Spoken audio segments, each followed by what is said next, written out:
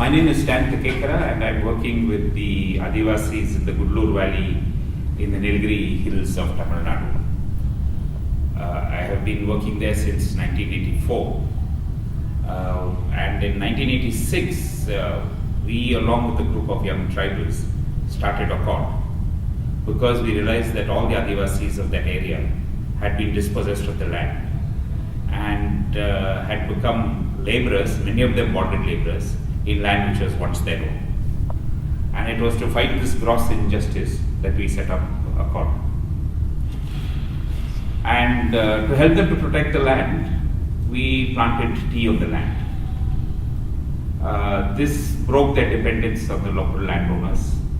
It gave them an alternative source of income.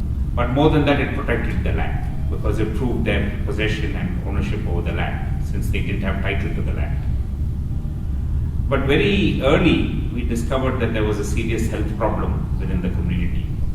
Because when we used to go around to the villages, mobilizing the people to form village level sangams, to fight for the land and to take the land back, we used to often see people lying in the veranda. And when we asked them what happened to this person, everybody say he's waiting or she is waiting to die. And we realized that they had absolutely no access to modern healthcare. They had their traditional medicines, but not other than that, there was nothing. And things came to a head when in one village called Thakekara, 3 women died of childbirth. All 3 women were in their early 20s or younger. All 3 women, it was their first pregnancy, and all 3 were preventable deaths. And that's when the whole question came, should we get involved with health or not? We had no intention of being involved with health when we started. We were basically coming from a very political activist kind of background. But faced with this situation, we had to ask ourselves, do we tell the people to wait till a revolution takes place, till they get the land, till they get sufficient income, and till then that their women and children would have to die? Or should we do something about it? So the decision from the community was that we had to get involved with health. And that's how we added a new dimension to our work, which was health.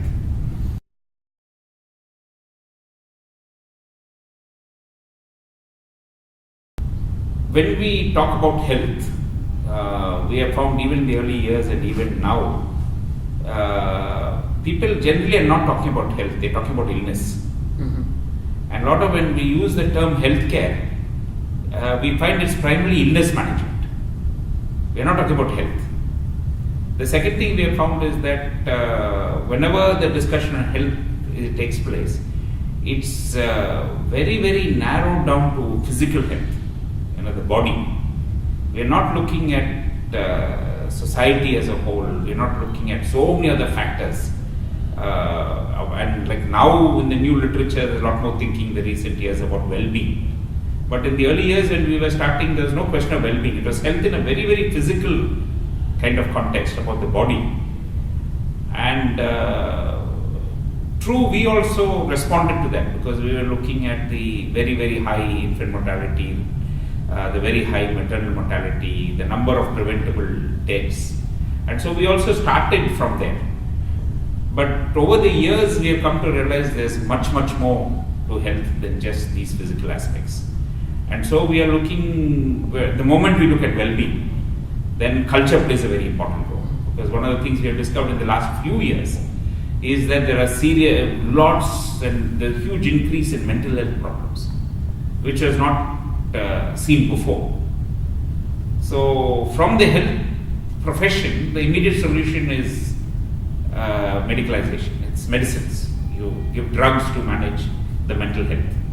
And this mental health manifests itself in a lot of suicides. It manifests itself in very significantly increased alcohol abuse.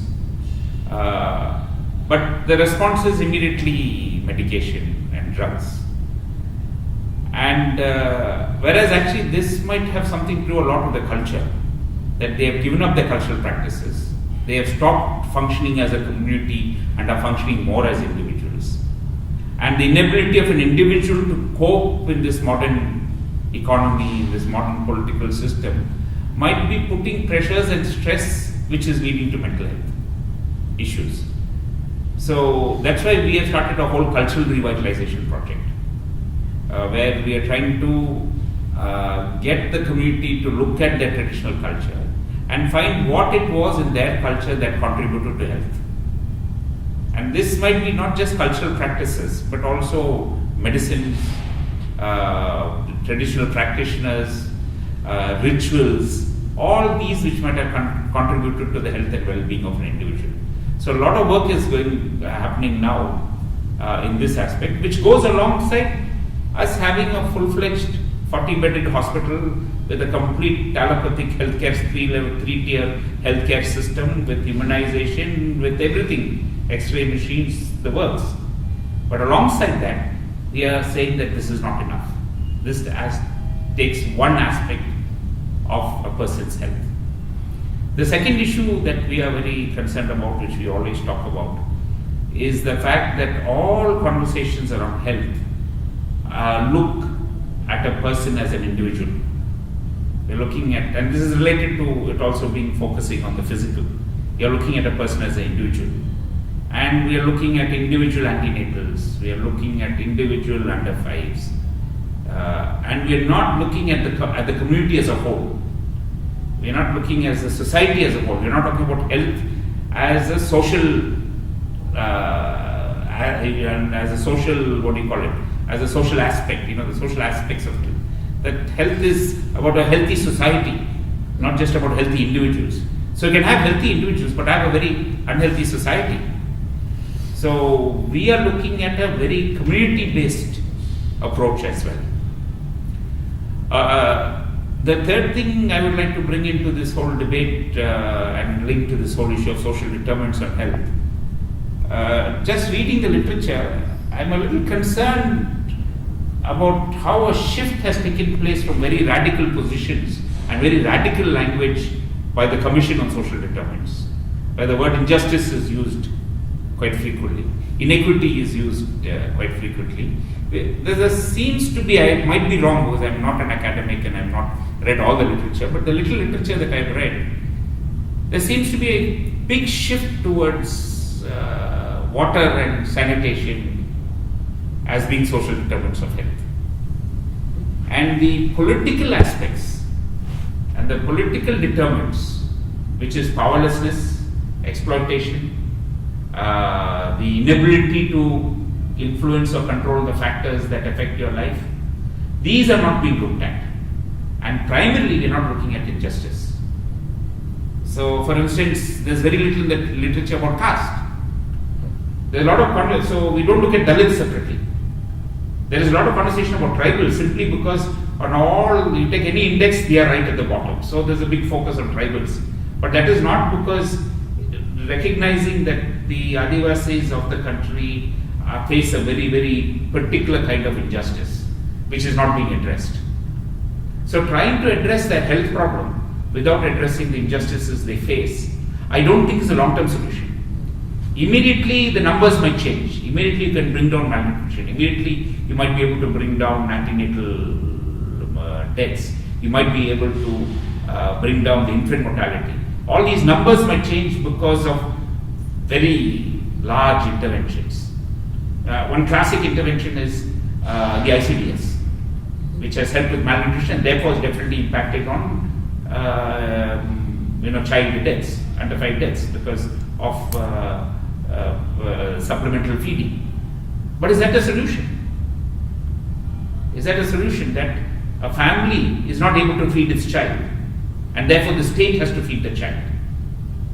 We are not brought about any social change. They're still as poor as they always were. We just give them one more handout. So we're not changing society.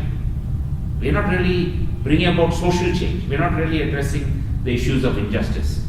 And until we address this, we are not actually going to impact on people's health. Because we will be looking at health in very, very narrow contexts. And these interventions will not be sustainable over the long term. Because these are capital intensive interventions, they require state policy, they require state intervention. And finally, we reinforce the injustice because you're saying there are certain sections of our population which cannot be self-reliant. They cannot be like you and me, they have to depend on the government. They have to be dependent on subsidies. They have to be dependent on reservations. I'm not arguing against reservations or subsidies, but I'm saying we cannot have a social system that depends on welfare of any kind to look after its citizens. We have to have welfare, but we have to have social change where welfare should not be needed. Why should an Adivasi require welfare of any form when you and I don't? This is a fundamental question we have to ask.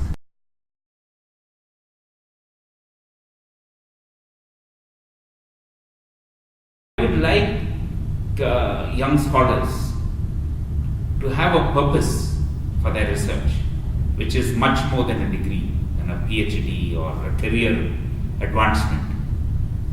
Especially people who are doing research in this field.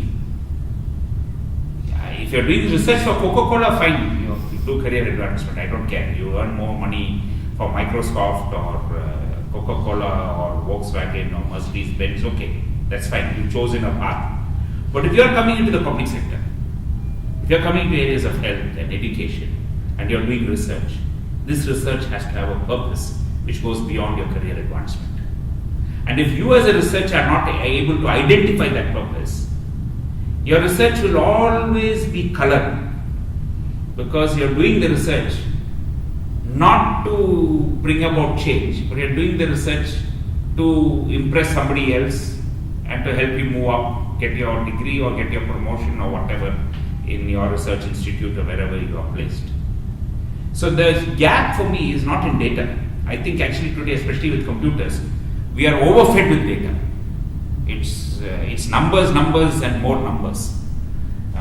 And it's become almost to the point of becoming an epidemic. We're having a number epidemic. So you can't understand anything until I convert it into numbers.